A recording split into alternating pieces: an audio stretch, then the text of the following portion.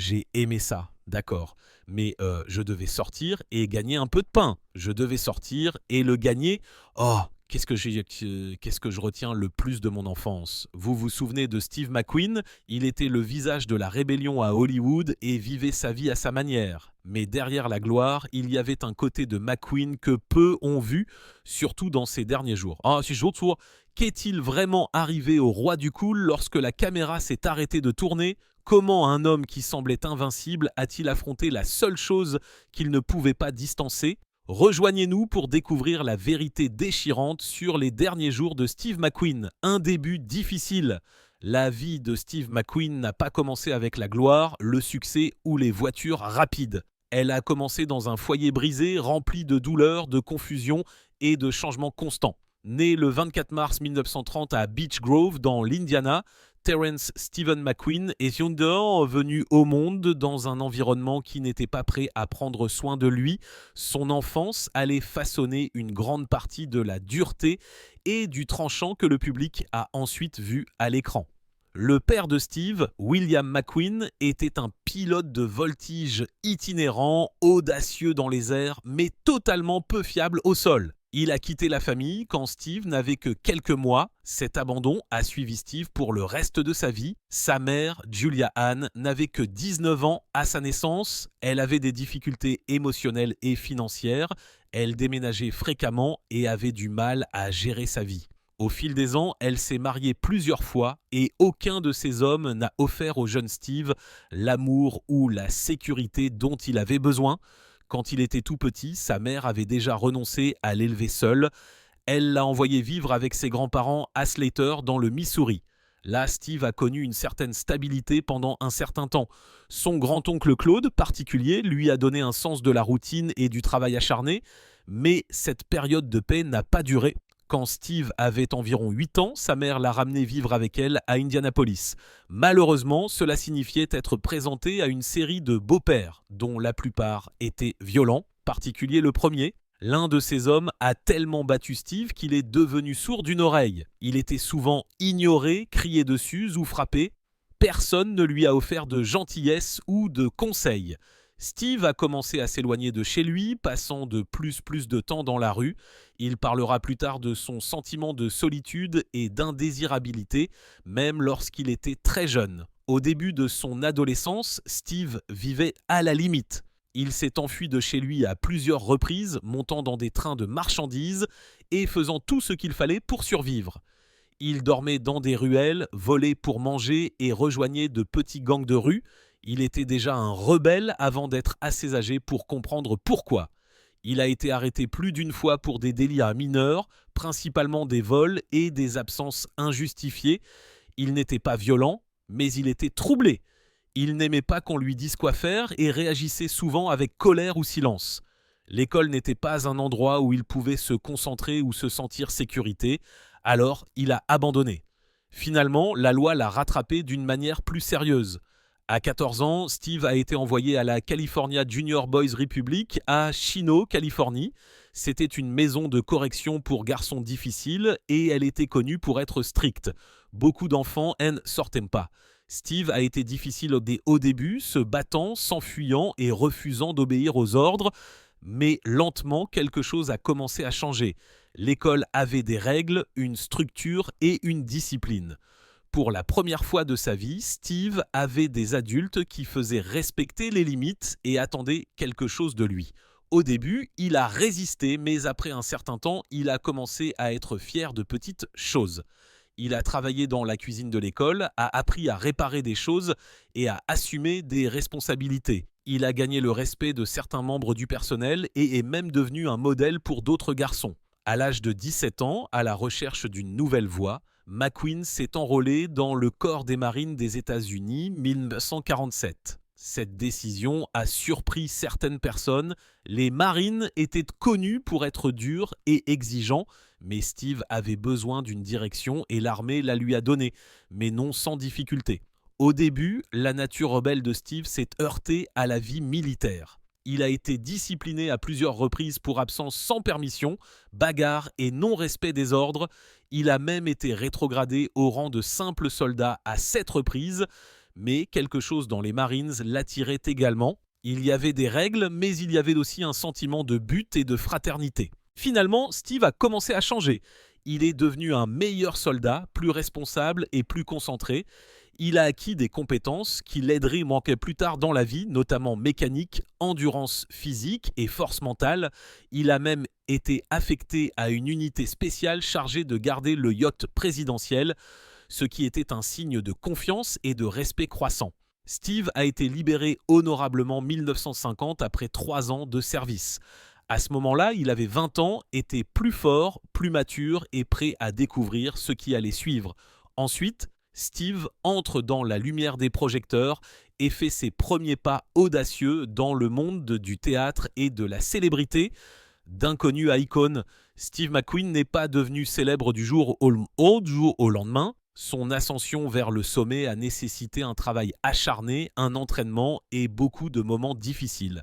Avant de devenir une icône hollywoodienne, il n'était qu'un autre acteur difficulté à New York, essayant de survivre et de faire ses preuves dans un monde qui se fichait d'où il venait. Après avoir terminé son service dans les Marines, Steve a utilisé le GI Bill pour fréquenter une école de théâtre.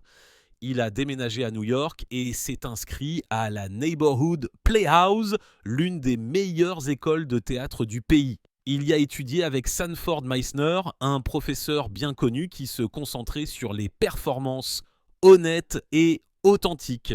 Les méthodes de Meisner étaient strictes et émotionnelles, mais Steve les a prises au sérieux. Il voulait être plus qu'un simple dur à cuire. Il voulait jouer avec vérité. Même pendant ses études, McQueen devait survivre.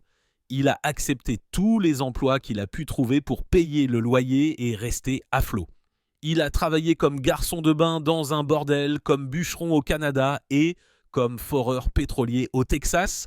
À un moment donné, il a même travaillé comme bonisseur de carnaval. Ses emplois étaient sales, dangereux et souvent humiliants, mais ils lui ont donné une expérience de la vie qui s'est manifestée plus tard dans son jeu d'acteur. Il n'a jamais oublié ce que c'était que de travailler dur pour très peu.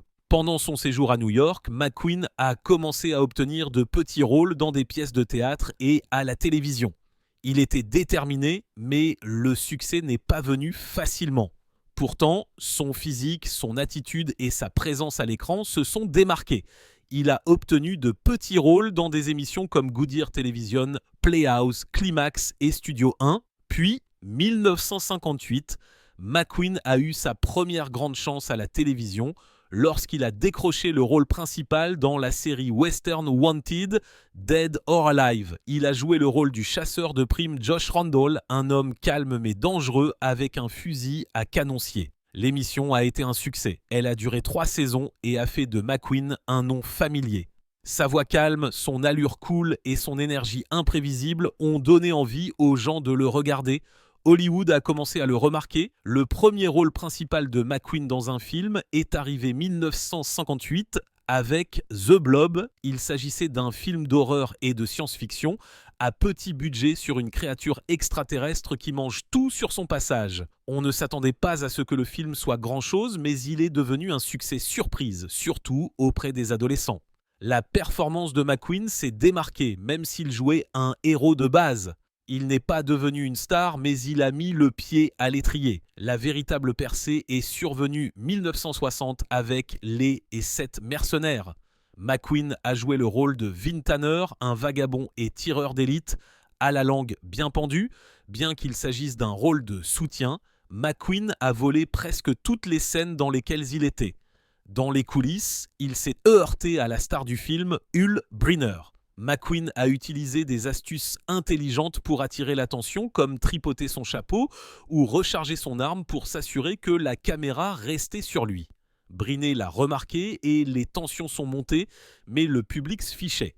Il aimait la force tranquille et le charisme naturel de McQueen. Après les 7 mercenaires, la carrière cinématographique de McQueen a décollé. Il a continué à choisir des rôles qui correspondaient à son image. Des solitaires, des hors-la-loi et des rebelles, il avait une présence unique, il ne parlait pas beaucoup, mais quand il le faisait, c'était important. Il avait une façon de montrer ses émotions sans rien dire du tout. À la fin des années 1960, Steve McQueen était l'une des plus grandes stars de cinéma au monde. Il n'était pas seulement populaire, il avait du pouvoir, il choisissait soigneusement ses rôles et exigeait souvent le contrôle de la façon dont les films étaient réalisés. Il avait sa propre équipe, son propre style et la réputation d'être difficile, mais cela valait la peine. 1968, il a joué dans Bullitt, un thriller policier qui comprenait une course-poursuite voiture légendaire dans les rues de San Francisco. McQueen a lui-même conduit la voiture dans de nombreuses scènes, dévalant les collines et traversant les rues de la ville à bord d'une Ford Mustang GT. La séquence de la poursuite était longue, rapide et brute, contrairement à tout ce que les gens avaient vu auparavant. Le film a été un succès au box-office et la course-poursuite voiture est devenue un modèle pour les films d'action pendant des décennies. Au sommet de sa carrière, McQueen était l'acteur le mieux payé au monde. Mais il n'a pas joué le jeu d'Hollywood. Il s'est heurté à des réalisateurs, à retarder des productions et à exiger des remaniements. Il a refusé de signer des autographes et détesté les entrevues. Les studios le craignaient, mais il savait aussi qu'il attirait le public dans les cinémas. Au milieu des années 1970, il a commencé à s'éloigner des projecteurs. Il a refusé de grands rôles, a disparu pendant de longues périodes et est devenu plus discret. La célébrité lui avait apporté tout ce qu'il pensait vouloir, mais elle n'a pas réparé les parties de lui qui étaient encore brisées. Luxure, mensonge et liaison. 1956, Steve McQueen a rencontré une jeune actrice et danseuse nommée Neily Adams. Elle était élégante, forte et calme, très différente de l'énergie sauvage que McQueen portait souvent avec lui. Ils sont tombés amoureux l'un de l'autre rapidement et se sont mariés la même année. À l'époque, McQueen était encore un acteur inconnu et Nila était la plus prospère des deux. Ils ont eu 2 enfants ensemble, un fils, Chad, et une fille, Terry. Nila a soutenu Steve de toutes les manières possibles. Elle l'a aidé à obtenir des auditions, à gérer son argent et à rester concentré sur sa carrière. Au fur et à mesure que sa célébrité grandissait, Nell est restée à ses côtés. Elle était calme, terre à terre et loyale, même lorsque les choses se compliquaient. Mais la vie avec McQueen n'a jamais été facile. Il avait un tempérament colérique, un fort besoin de contrôle et une peur constante d'être trahi. Nila devait souvent marcher sur des œufs pour maintenir la paix. Elle est restée avec lui pendant des années de célébrité croissante, des plateaux de tournage exigeants et des tentations sans fin d'Hollywood. Elle lui a aussi donné de la stabilité à la maison pendant qu'il courait après le danger et l'excitation partout ailleurs. Au fur et à mesure que la carrière de McQueen explosait, son ego aussi. Il est devenu l'une des plus grandes stars du monde et il le savait. La célébrité a apporté de l'argent, de l'attention et des femmes. Steve était constamment entouré de costards, de mannequins, de groupies et d'admiratrices. Et il n'a pas résisté. Il a eu de nombreuses liaisons, certaines courtes, d'autres plus sérieuses. Son infidélité est devenue un secret de polichinelle. Parmi les femmes avec lesquelles il aurait eu des relations, on trouve May Van Doran, Lauren Hutton et même certains des figurants et des membres de l'équipe de ces plateaux de tournage. McQueen n'a pas fait beaucoup d'efforts pour cacher ses liaisons et Nila savait souvent ce qui se passait. Pourtant, elle est restée avec lui, espérant que les choses se calmeraient ou qu'il finirait par se lasser. Ironiquement, alors que McQueen trompait, il était aussi profondément jaloux du passé de Neil. Avant de se rencontrer, Nila avait fréquenté d'autres hommes et McQueen ne pouvait pas se remettre. Il l'accusait souvent d'être infidèle, même quand elle ne l'était pas. Il voulait la contrôler complètement, émotionnellement et physiquement. Parfois, il la surveillait, la suivait ou interrogeait ses amis. Cette suspicion constante a blessé leur mariage et a créé des tensions qui n'ont jamais complètement disparu. Nila a dit plus tard qu'elle aimait Steve profondément, mais vivre avec lui signifiait faire face à des tempêtes constantes. Il pouvait être doux et gentil un moment, et froid et colère l'instant d'après. Sa jalousie mêlée à ses liaisons et à son comportement dominateur a lentement érodé la confiance entre deux. 1972, lors du tournage de Get Upon, McQueen a rencontré l'actrice Ali MacGraw. Elle était déjà célèbre grâce à Love Story et était mariée au producteur de cinéma Robert Evans à l'époque, mais le lien entre Steve et Ali a été immédiat. Ils ont commencé une liaison pendant le tournage et elle est rapidement devenue sérieuse. Le mariage de Nila et Steve était déjà suspendu à un fil et la liaison avec McGrath y a mis fin pour de bon. Steve a quitté Nila et a demandé le divorce.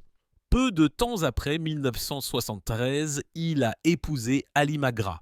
Au début, leur relation semblait passionnée et pleine d'excitation. Ils étaient le couple vedette d'Hollywood, tous deux célèbres, tous deux beaux et tous deux rebelles à leur manière, mais leur mariage était intense et instable. Steve a reproduit le même comportement dominateur dans cette nouvelle relation. Il n'aimait pas qu'Ali travaille ou qu'elle soit loin de lui. Il s'attendait à ce qu'elle reste à la maison, qu'elle abandonne sa carrière et qu'elle vive selon ses règles. Même temps, il a continué à faire la fête, à consommer des drogues et à tromper. Ali McGrath a déclaré plus tard qu'elle était profondément amoureuse de Steve, mais que la relation l'avait épuisée. Leur dispute était explosive et la confiance entre eux s'est rapidement estompée. La passion qui les avait réunis les a également séparés. Après 5 ans de mariage, ils ont divorcé 1978. Après son divorce avec McGrath, Steve McQueen a commencé à se retirer des projecteurs. Sa santé commençait à décliner et il est devenu plus discret. Pendant cette période, il a rencontré Barbara Minty, un mannequin qui avait près de 20 ans de moins que lui. Elle était calme, gentille et douce, quelqu'un qui ne le contestait pas et ne se disputait pas avec lui. Barbara et Steve ont entamé une relation différente de celle qu'il avait eue auparavant. Elle n'était ni passionnée ni dramatique, elle était simple et paisible. Pour la première fois, Steve a semblé vouloir une vie tranquille. Il s'est concentré sur ses passe-temps, ses intérêts spirituels et finalement ses traitements de santé. Janvier 1981, Steve a épousé Barbara Minty. À ce moment-là, il avait déjà été diagnostiqué avec un mésothéliome, une forme rare et agressive de cancer. Ils ont passé ces derniers mois ensemble à voyager, à parler et à essayer de faire la paix avec tout. Barbara a été avec lui jusqu'à la fin. Elle s'est occupée de lui lorsque sa santé a décliné et est restée à ses côtés lorsqu'il est décédé novembre 1980. Leur temps ensemble a été court, mais il a apporté à Steve un sentiment de réconfort et de stabilité qui lui avait manqué pendant la majeure partie de sa vie adulte. Drogue, armes et ego. Steve McQueen avait la réputation d'être le roi du cool. Il avait l'air intrépide à l'écran, faisant la course voiture, sautant des clôtures et affrontant le danger sans sourciller. Mais dans les coulisses, il était aux prises avec de profondes luttes personnelles. Au fur et à mesure que sa célébrité grandissait, son besoin d'échapper à la réalité augmentait également. McQueen a utilisé des drogues, de l'alcool et des habitudes dangereuses pour faire face à une douleur qu'il ne savait pas comment réparer. L'image cool que tout le monde voyait était réelle, mais elle a frappé un homme qui s'effondrait à l'intérieur. Steve McQueen buvait beaucoup, surtout lorsqu'il ne tournait pas. La consommation d'alcool faisait partie de sa routine lors des fêtes, des soirées tardives et des temps d'arrêt entre les projets. Au début, c'était social, mais avec le temps, c'est devenu une habitude régulière. Il utilisait l'alcool pour se détendre, mais aussi pour engourdir les choses qu'il ne voulait pas ressentir. Le stress, la culpabilité, la colère et la peur. Dans les années 1970, la consommation de drogue de McQueen a commencé à s'aggraver. La cocaïne est devenue sa drogue de prédilection. Il consommait souvent, surtout lors de fêtes ou de périodes de travail intense. Il fumait également régulièrement de la marijuana. Il ne s'agissait pas seulement de s'amuser. Steve utilisait les drogues comme un moyen de calmer ses nerfs et d'échapper à la pression constante qu'il ressentait raison de sa célébrité. Il avait toujours été tendu et intense, mais maintenant les drogues l'aidaient à gérer son anxiété, du moins pendant un certain temps. Il n'est pas allé cure de désintoxication ni thérapie. Ce n'était pas quelque chose dont les hommes comme lui parlaient à l'époque. Au lieu de cela, il a choisi de tout garder à l'intérieur et d'utiliser des substances pour bloquer le bruit dans sa tête. Cela a fonctionné temporairement, mais cela a également aggravé les choses à long terme. Au fur et à mesure que la consommation de drogue de Steve se poursuivait, quelque chose d'autre a commencé à s'emparer de lui. La paranoïa. Il a commencé à croire que les gens l'observaient, le suivaient ou essayaient de lui faire du mal. Il est devenu extrêmement méfiant et sur la défensive. Même ses amis les plus proches ont remarqué qu'il ne faisait plus confiance aux gens. À la maison, McQueen gardait toujours une arme à portée de main. Fait, il dormait avec un pistolet chargé sous son oreiller, il a installé des systèmes de sécurité et a embauché des gardes privés pour protéger sa propriété. Certains rapports indiquent qu'il lui arrivait de rôder dans sa maison la nuit avec une arme à la main, vérifiant les serrures et les fenêtres. Il refusait d'assister à la plupart des fêtes hollywoodiennes ou des cérémonies de remise de prix. Il n'aimait pas être entouré de foule et était convaincu que quelqu'un pourrait essayer de lui faire du mal. Il a refusé les invitations à des événements majeurs et a gardé son cercle social restreint. Les gens à Hollywood disaient que McQueen avait disparu de la scène. Il ne se souciait pas du réseautage ou du maintien des relations. Il restait chez lui entouré d'armes et de méfiance. Au fur et à mesure que la carrière de Steve McQueen montait flèche, son ego aussi. Il est devenu extrêmement sélectif quant au rôle qu'il accepterait. Il voulait un contrôle total sur ses projets, du scénario au costume passant par la façon dont les scènes étaient tournées. Les réalisateurs, les producteurs et les costars le trouvaient souvent difficile à côtoyer. Il exigeait des réécritures, refusait de se présenter à l'heure ou se disputait sur de petits détails. Il a également commencé à refuser des rôles majeurs dans des films, dont certains sont devenus légendaires par la suite. McQueen a dit non à Apocalypse Now, Dirty Harry et Vol au-dessus d'un nid de coucou. Ces films sont devenus d'énormes succès et les rôles qu'il a rejetés ont été joués par des acteurs qui ont reçu des éloges et des prix. Mais McQueen ne semblait pas s'en soucier. Il voulait le contrôle plus que tout, même si cela signifiait passer à côté. Steve McQueen avait tout, la gloire, la fortune et le respect. Mais derrière les portes closes, il était piégé par la peur, la dépendance et la solitude. Le fou de la vitesse.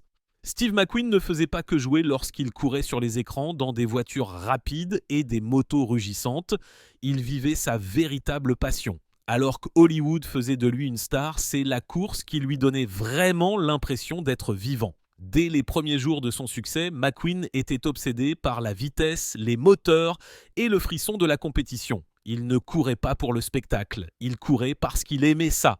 Et à bien des égards, cela comptait plus pour lui que tout le reste. L'amour de Steve McQueen pour les machines rapides a commencé tôt. Adolescent, il a eu sa première moto et à partir du moment où il est monté dessus, il est devenu accro.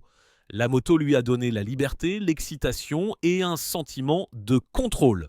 Au fur et à mesure que sa carrière d'acteur décollait, il a utilisé sa richesse croissante pour construire l'une des collections personnelles de voitures et de motos les plus impressionnantes d'Hollywood. Il a possédé plus de 200 motos au fil des ans, y compris des modèles rares et classiques comme des Triumph, des Harley et des Husqvarna. Son amour pour les motos n'était pas une question de statut, il s'agissait de performance et de sensation. Il roulait souvent dans le désert pour s'amuser et il n'était pas rare qu'il disparaisse pendant des heures sur sa moto. McQueen a également collectionné certaines des plus belles voitures de sport du monde. Son garage comprenait des Ferrari, des Porsche, des Jaguars et d'autres véhicules rares.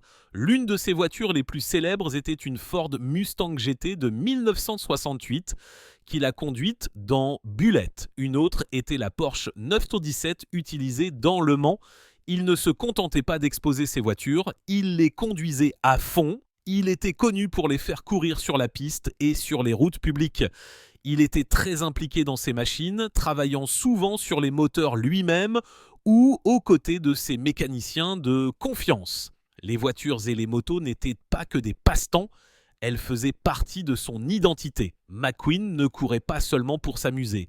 Il prenait cela au sérieux et participait à de vraies compétitions contre des pilotes talentueux. 1970, il a participé aux 12 heures de Sebring, une célèbre course d'endurance qui se déroule Floride. Il a fait équipe avec le pilote professionnel Peter Revson. Bien qu'il ait eu un plâtre au pied gauche à cause d'une blessure à la moto, McQueen s'est surpassé et a conduit de longs relais pendant la course. Ensemble, ils ont terminé deuxièmes au classement général, battant de nombreuses équipes de haut niveau. La même année, McQueen a participé au Baja 1000, une course hors route brutale à travers les déserts du Mexique. Il a conduit un buggy hors route modifié à travers le sable, les rochers et un terrain accidenté. La course était dangereuse et exigeante, mais McQueen a adoré chaque seconde. Cela ne le dérangeait pas de se salir ou d'avoir des bleus. Il était là pour faire ses preuves et il a tenu bon. Mais le projet de course le plus ambitieux de McQueen était le film Le Mans de 1971.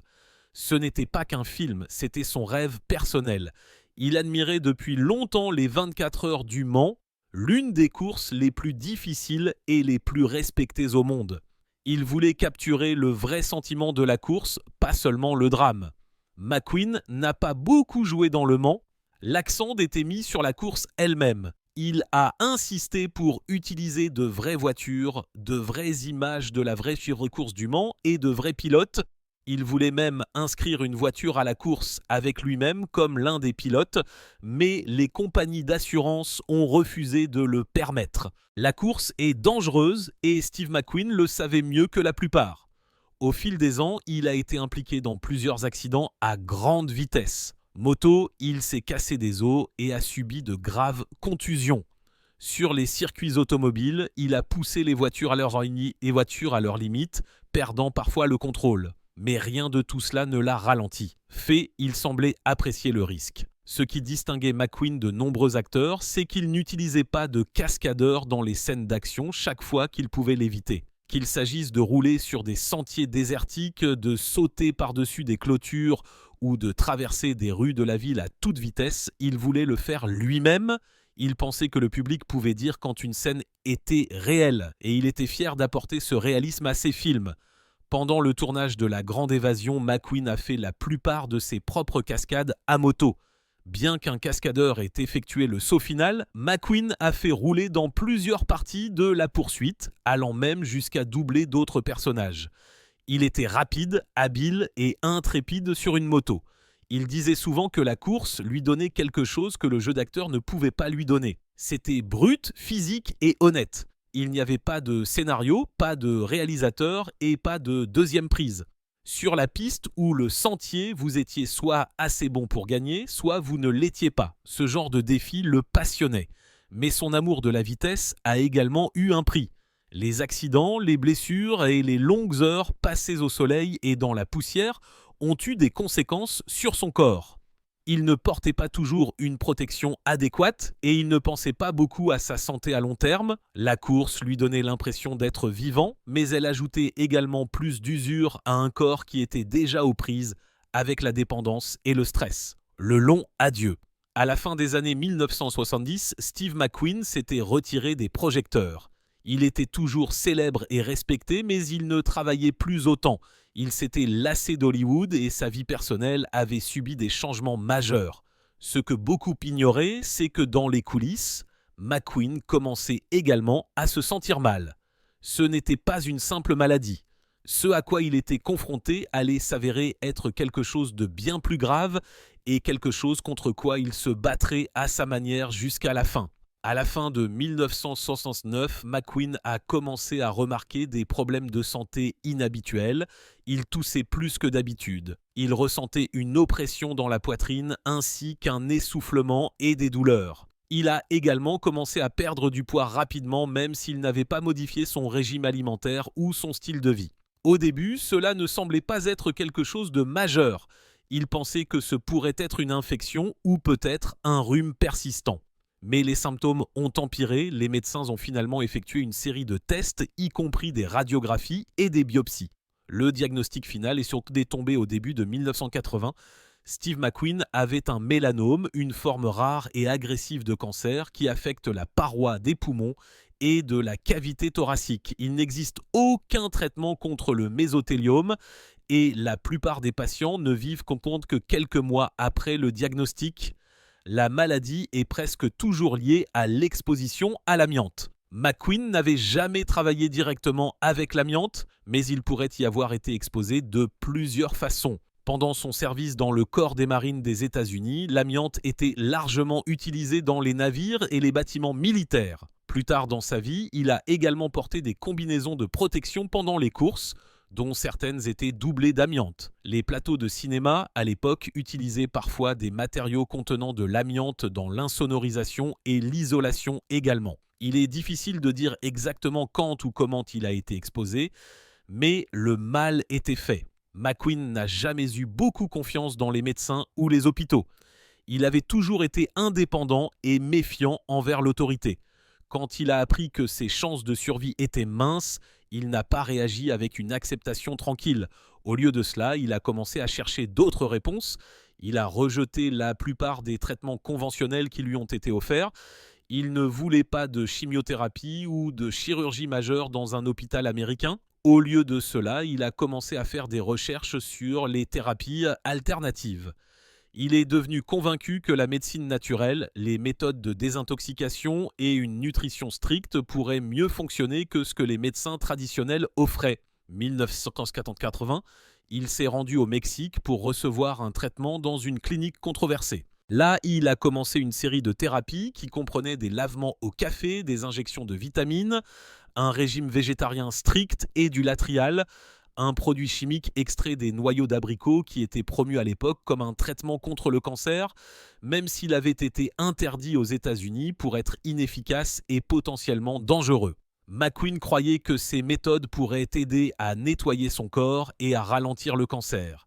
Il avait désespérément besoin d'espoir et était prêt à tout essayer, peu importe à quel point cela n'avait pas été prouvé. Il est resté positif avec ses amis et sa famille, mais son état a continué de s'aggraver. De nombreux professionnels de la santé de l'époque ont critiqué la clinique et les traitements que McQueen recevait. Ils l'ont averti qu'il était induit erreur et qu'il devrait rentrer chez lui pour obtenir des soins appropriés. Mais McQueen est resté au Mexique, pleinement engagé sur sa voie. À l'automne 1980, la santé de McQueen avait fortement décliné. Les tumeurs s'étaient propagées à son estomac et à son cou. Il avait des douleurs constantes et avait du mal à respirer. Pourtant, il a insisté pour aller de l'avant avec une dernière intervention, une chirurgie expérimentale, pour enlever les tumeurs de sa région abdominale et de sa poitrine. L'opération a eu lieu dans une petite clinique à Ciudad Juárez, au Mexique, au début de novembre. Les médecins américains de McQueen avaient averti que son corps était trop faible pour une telle intervention et qu'elle causerait probablement plus de mal que de bien. Mais Steve a persisté. Il voulait combattre le cancer à sa manière, même si cela signifiait prendre un grand risque. Après l'opération, il a survécu à la première nuit, se reposant à l'hôpital. Mais tôt dans la matinée du 7 novembre 1981, Steve McQueen est décédé dans son sommeil. La cause officielle du décès était un arrêt cardiaque. Chunk Separator, il n'avait que 50 ans. Raison de la controverse entourant son traitement et de l'attention intense des médias, son corps a été ramené aux États-Unis secret. Sa famille voulait de l'intimité et de la paix. McQueen a ensuite été enterré dans un cimetière tranquille dans le comté de Ventura, Californie. Son décès a choqué les fans du monde entier. Beaucoup de gens ne savaient même pas qu'il avait été malade. Un jour, il avait été le roi du cool et le lendemain, il était parti. Les derniers jours de Steve McQueen n'ont pas été vécus dans le luxe ou la facilité. Ils ont été remplis de douleur, de peur et d'une recherche désespérée de réponses, mais ils ont également été le reflet de ce qu'il était.